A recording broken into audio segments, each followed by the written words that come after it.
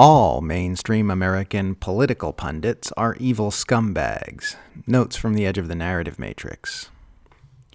Hi, I'm an anti-establishment right-winger. I'm enraged about the murder of a mainstream Republican pundit who worshipped the president, and I demand sweeping authoritarian measures to stomp out the political left. I believe whatever the TV says about this. I'm anti-establishment. To be clear, I would be just as unmoved if a mainstream Democrat-aligned manipulator like Bill Maher or Joe Scarborough was killed, and I would be just as disdainful of their memory. They are exactly the same to me.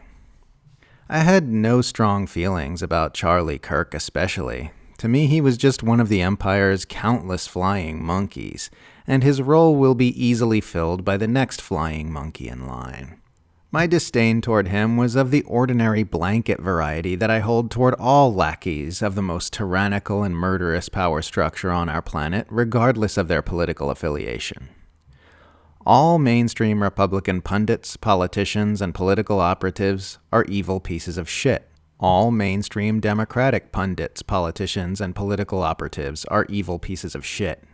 You cannot become a high-level pundit, politician, or political operative in either mainstream party without being an evil piece of shit.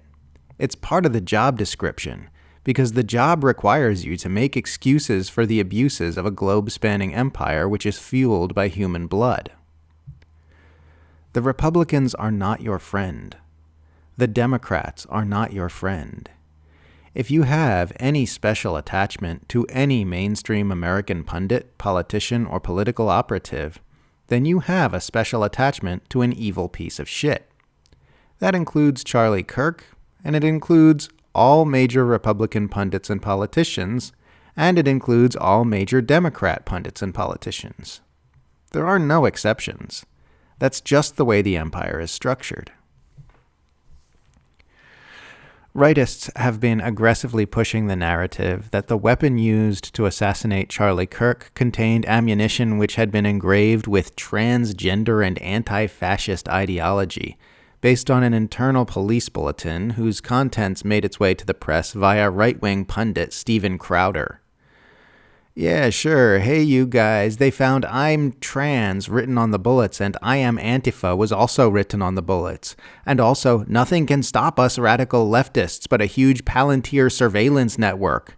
And also, killer police robots and murder drones would thwart our plans. Come on.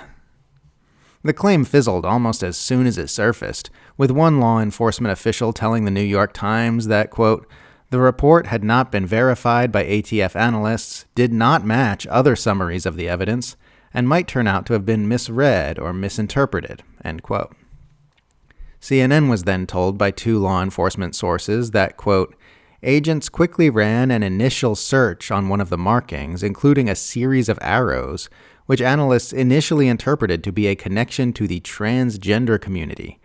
That information remains unverified and is still being investigated. End quote.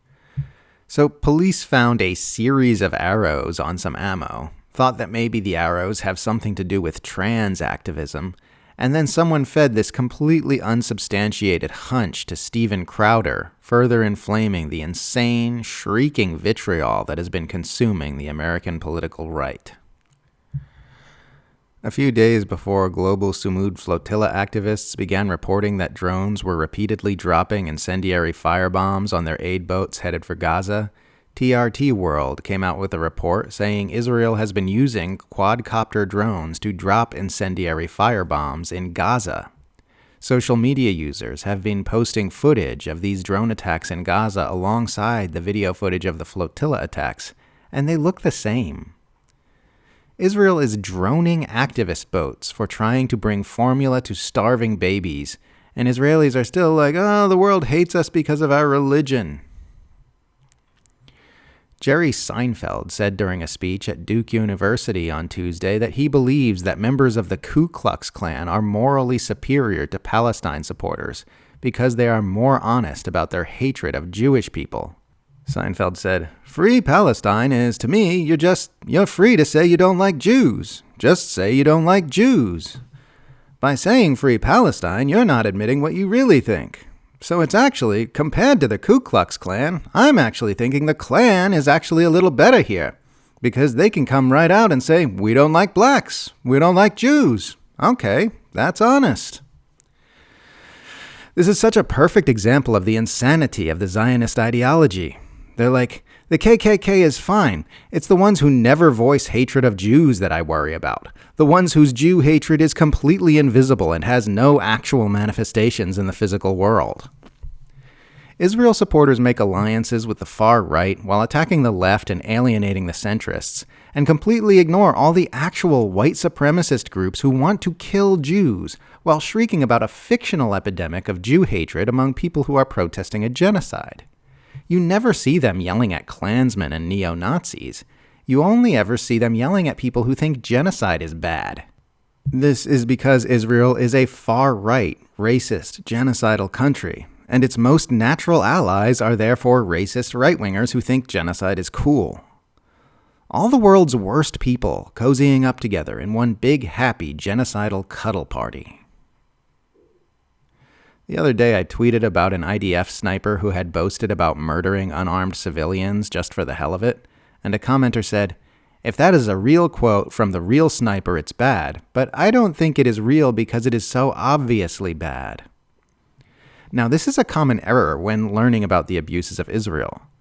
So much Israeli depravity hides behind the assumption that nobody could possibly be that evil. And then you dig a little deeper and it turns out, oh shit, yes, they absolutely are. It really makes you reassess things.